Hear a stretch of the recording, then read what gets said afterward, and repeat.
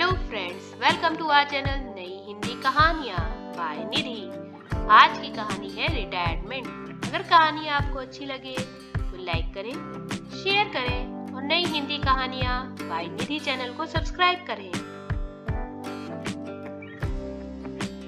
मैं भी एक इंसान हूँ, मेरी भी भावना है, मुझे भी छुट्टी चाहिए। आज से मैं एक हफ्ते की छुट्टी लेती हूँ और हाँ, वह क्या होता है, लीव विदाउट पे और लीव विद पे।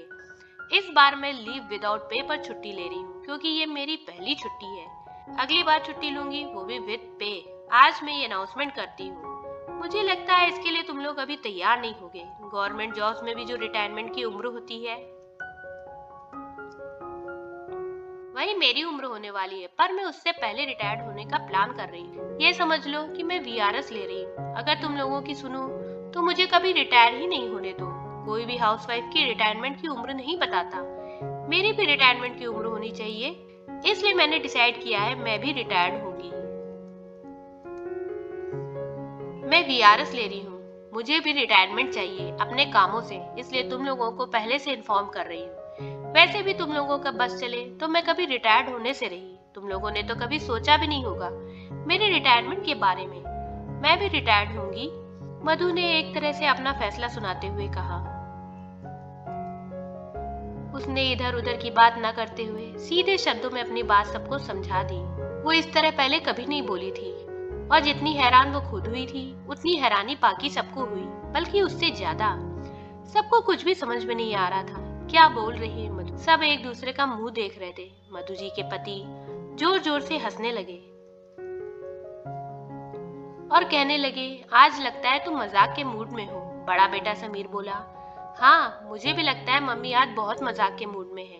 तभी छोटा बेटा कहता है, लगता है मम्मी अभी भी कोई हिंदी फिल्म देखकर आ रही हैं, तभी इतने बड़े बड़े डायलॉग मार रही हैं। मधु जी कहती हैं,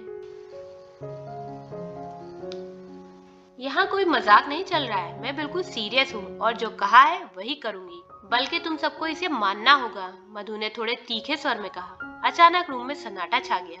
मधु जी सचमुच मजाक नहीं कर रही थी, उनके चेहरे पर साफ दिख रहा था। उनकी दोनों बहुएं एक दूसरे का मुंह देखने लगी। सोहन ने तुरंत टीवी बंद कर दिया। किसी ने मधु जी का ये रूप नहीं देखा था। सब इस बात को समझने में लगे थे कि मधु जी को क्या हो गया है। अभिजीत जी बोले, तुम क्या कह रही हो, मुझे कुछ समझ नहीं आ रहा है। अब इस उम्र में कौन सी नौकरी करोगी? मुझे रिटायर हुए 6 महीने हो गए पर कोई नौकरी नहीं मिल रही है, तो इस उम्र में तुम्हें कौन नौकरी देगा? अभिजीत जी बहुत सीरियस लग रहे थे। मधु जी कहती हैं, क्यों, घर में काम करना नौकरी नहीं होती है? सिर्फ बाहर जाकर काम करने को नौकरी कहते हैं? 4 पैसे कमा लेना ही बड़ा काम होता है। जो मैं 35 साल से कर रही हूँ वो नौकरी नहीं है। पता नहीं ये नियम किसने बना दिया, जो बाहर जाकर किसी और की चाकरी करे और 4 पैसे कमाकर लाए तो वो बढ़िया बात है। सब उसको ही पूछेंगे। मैं दिन रात तुम लोगों की चाकरी में लगी रहती हूँ, उसकी कोई अहमियत नहीं है। पूरी जिंदगी हो गई तुम लोगों की फरमाइशें पूरी करते हुए। नौकरी में लोग 60 साल में रिटायर हो जाते हैं, क्या मैं 58 साल के बाद रिटायर नहीं हो सकती? पूरी जिंदगी सिर्फ भागती रही हूँ, अब मुझे भी आराम चाहिए। मैं भी अपनी जिंदगी जीना चाहती हूँ। कुछ पल जिंदगी के मैं अपने लिए निकालना चाहती हूँ। सबको बड़ा कर दिया, गृहस्थी बना दी, अब सब अपनी अपनी गृहस्थी संभाले। अभिजीत जी कहते हैं, पूरी जिंदगी तुमने इस घर परिवार को सींचा है, इस घर को तुमने बनाया है, फिर अब क्या हुआ? तुम ही तो थी जिसकी वजह से मैं बेफिक्री से नौकरी कर पाया। तुम ही तो थी जिसने मेरे माँ बाप भाई बहन का ख्याल रखा, हमारे बच्चों को अच्छी परवरिश दी। ये तुम्हारा ही परिवार है जिसको तुमने सींचा है अपनी मेहनत से। सारी उम्र तुमने चुपचाप इस गृहस्थी को इतने बेहतर ढंग से संभाला है, फिर अचानक ऐसा ख्याल तुम्हारे मन में कहां से आ गया? मधु, मुझसे कहां गलती हो गई जो तुम अलग जीने की बातें कर रही हो? हम लोग तो परिवार के लिए जीते हैं, तुमने मेरा दिल को दुखा दिया। मैंने तुम्हारे लिए क्या कमी रखी? अभिजीत बिल्कुल हैरान थे। मैंने कब कहा कि आपने मुझे किसी चीज की कमी रखी? खाना पीना, कपड़े, रहने को घर, 2 बेटे, सब दिया और इसके बदले में मैं भी चुपचाप घर संभालती रही। आपसे कब किसी तरह की मांग की? जैसा वक्त आया उसके हिसाब से गुजारा कर लिया। अपनी पूरी जिंदगी आपके और बच्चों के सपनों को पूरा करने में गुजार दिया। हमारे बच्चे भी पिता बन चुके हैं, अब तो मैं भी रिटायरमेंट ले सकती। मधु की आवाज में लग रहा था जैसे उनके कितने सपने चूल्हे की आग में दम तोड़ चुके हैं। लगता है जो वो करना चाहती थी अपनी लाइफ में वो कब का दम तोड़ चुकी है किचन के चूल्हे में। मधु जी कुछ ऐसा करना चाहती थी जिससे वह खुद की निजता को तलाश कर पाती, जिससे वे मधु को पहचान दे पाती। आखिर क्यों नहीं समझ पा रहे हैं मुझे और मेरे मन के खालीपन को, जबकि हर कोई तो हर समय एक स्पेस की बात करता है, अपनी आइडेंटिटी को इम्पोर्टेंस देते हैं। मुझे भी अपनी स्पेस चाहिए, मुझे भी अपनी आइडेंटिटी चाहिए। मधु कैसे समझाए अभिजीत को। अभिजीत जवाब की प्रतीक्षा कर रहे थे। वह दोबारा कुछ पूछते उससे पहले ही मधु बोली, आपने जैसा कहा मैंने किया। अपनी पूरी जिंदगी लगा दी घर परिवार की सेवा में। सास ससुर देवर ननद सबका किया, बेटों को पाला। आपकी हर बात मैंने सिर माथे पर रखी, कभी किसी चीज के लिए मना नहीं किया। आपने कोई एहसान तो नहीं किया माँ, ये आपका फर्ज था, सभी औरतें करती हैं। समीर ने उनकी बात बीच में काटते हुए कहा। यह सुन मधु चौंक गई। उनका अपना बेटा उन्हें याद दिला रहा है कि वो उनका फर्ज था। आपने कोई एहसान नहीं किया। दुनिया सही कहती है, बाहर जाकर 4 पैसे न कमाओ तो हर कोई जैसा चाहे हाँकने को तैयार रहता है। नहीं बेटा, मैंने अपना कर्तव्य निभाया है। तुम पर कोई एहसान नहीं किया, पर अब कर्तव्य निभाने की बारी तुम्हारी है। अब तुम अपनी देखभाल अच्छी तरह कर सकते हो। तुम्हारी बीवियां पढ़ी लिखी, इंडिपेंडेंट और स्मार्ट है, चीजों को अच्छे से मैनेज करना, फैसले लेना जानती है। मैंने तो तुम्हारे पापा से पूछकर ही हर काम किया पूरी जिंदगी। कभी कोई फैसला खुद से नहीं लिया।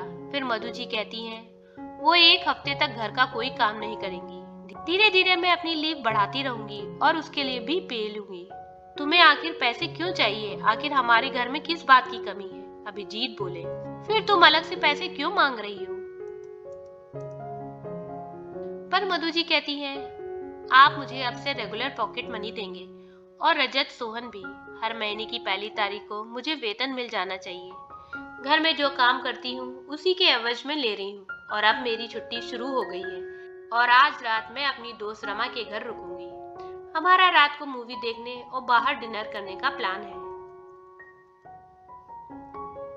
समीर की पत्नी सीमा कहती है, माँ हम आपको मूवी और बाहर खाना खिलाने ले चलते हैं। माँ घर का कोई काम नहीं करेंगी। सोच कर ही उसे घबराहट होने लगी। सोहन की पत्नी वीना भी बोली, सही कह रही हैं आप दीदी, आज माँ को शॉपिंग भी करा देते हैं। वैसे भी आपके बिना आपकी पोती और पोते का मन नहीं लगेगा। दोनों को ही आपके साथ सोने की आदत है।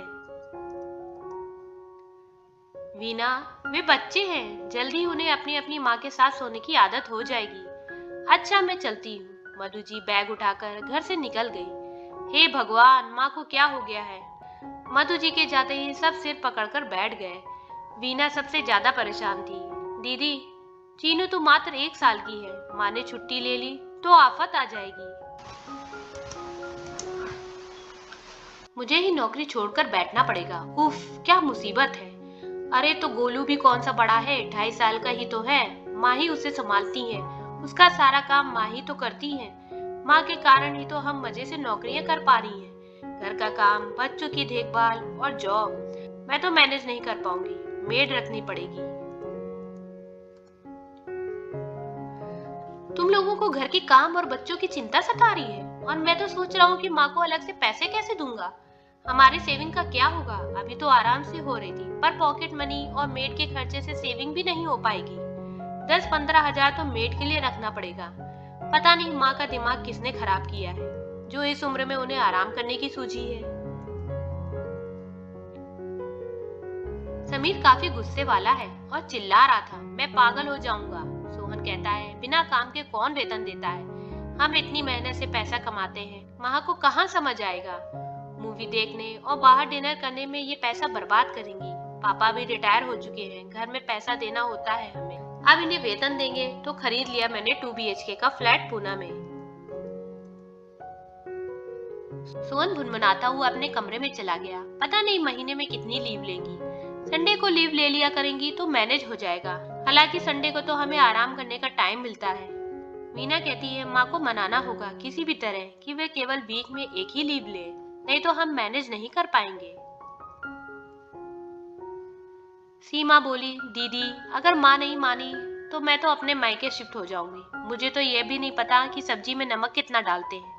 मेरी मम्मी ने कभी मुझसे कोई काम नहीं करवाया, हमेशा यही कहती थी इतनी पढ़ाई लिखाई करने और इतनी बढ़िया नौकरी क्या घर का चूल्हा चौका करने के लिए कर रही है।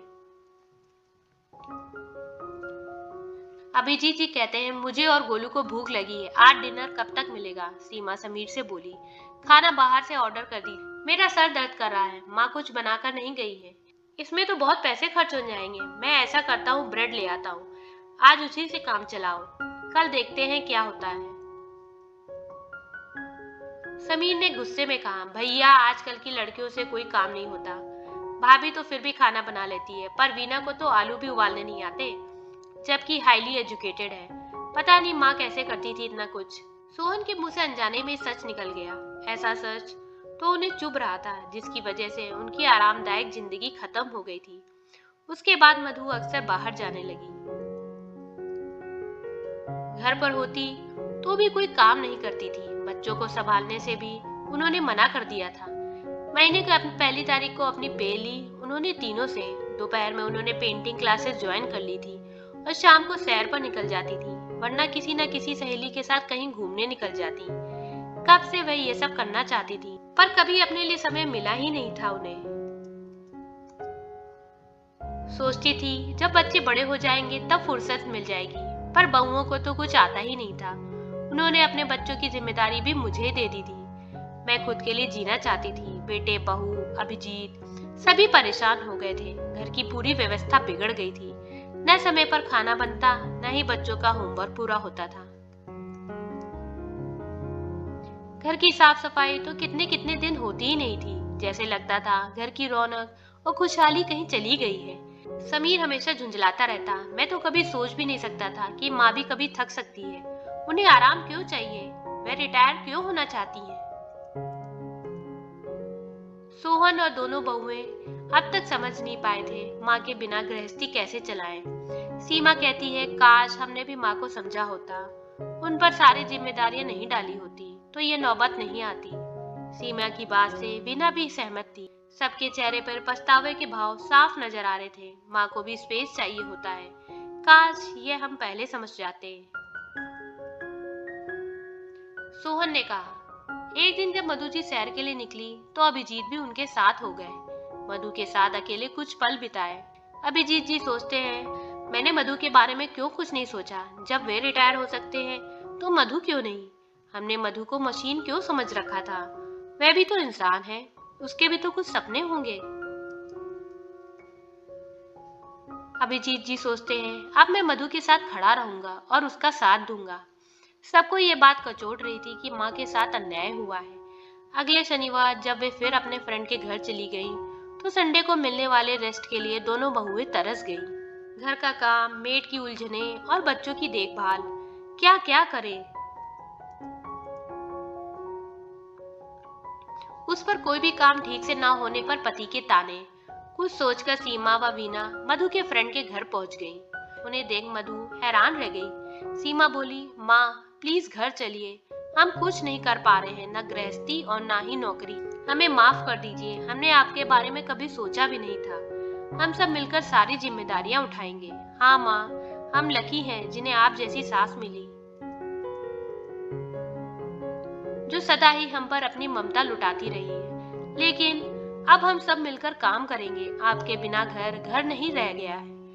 आपके दोनों बेटे भी शर्मिंदा हैं। दोनों की बात सुन मधु की आंखें भर आईं। उन्हें ही कौन सा यह सब करना अच्छा लग रहा था। बस वे तो इन लोगों का एहसास कराना चाहती थी। पति, बेटे, बहू और बच्चों के बिना वो कहाँ चैन से जी पा रही थी। मधु जी अपनी दोस्त पद्मा से कहती हैं, पिक्चर देखने का प्रोग्राम किसी और दिन बनाते हैं। अभी तो मैं घर जा रही हूँ। और सीमा और वीना का हाथ थाम घर की तरफ बढ़ गई। फ्रेंड्स, अगर कहानी आपको अच्छी लगी हो तो लाइक करें, शेयर करें और नई हिंदी कहानियाँ बाय निधि चैनल को सब्सक्राइब करें।